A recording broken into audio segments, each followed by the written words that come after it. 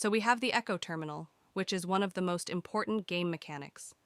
It is he who determines the chance of obtaining various artifacts and gives you additional stamina with some rewards. From the first levels, you will be shown, using the example of one monster, how this mechanic works from the first 6, such monsters per day, the Echo will fall 100%. So to pump up the terminal, you need to gain each level a certain amount of experience to move to the next one. For example, from the first to the second, we need only 30 experience. So I'll clarify for you that when you destroy a monster of a certain type of rarity for the first time, you get a certain experience from it. That is, from monsters of the first class, that is, from the most ordinary ones, green and blue rarities give you 10 experience, with purple 15 and gold 20, while elite monsters give you 5 experience for any rarity. And let me clarify just in case, that you only get experience if you absorb Echo, which may not drop the first time. So it would seem, what is the difficulty? If you go to destroy monsters, it will come together by itself and everything will be fine. But no. The fact is that by destroying various monsters, you remove them from your world for a certain number of minutes or hours. For example, bosses are reborn in 5 minutes. They can be beaten indefinitely, you have energy. But the monsters in the world have a much greater cooldown. And the main problem here is farming elite enemies, because they are often not so easy to find, and therefore at the very beginning of the game, I do not recommend destroying them. That is, small monsters around them can be killed. Leave the elite big one until you reach at least the 8th level of the terminal, which will allow you to get the epic Echo, but at the same time, the higher the level you can pump, the more chances you will have for epic.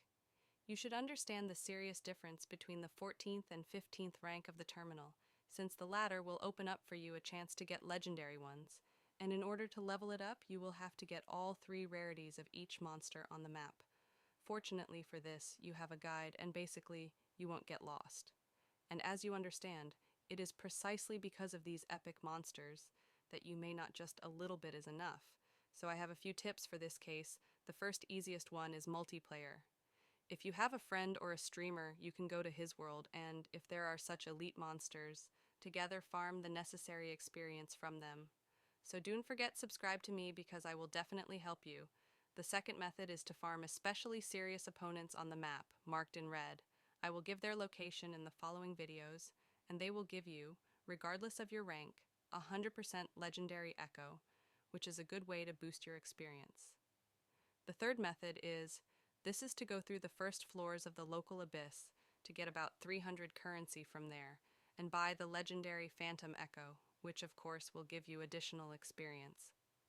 The fourth method is very difficult, and you hardly need it at all, but as an option, you can fight illusory bosses of varying difficulty for their currency later.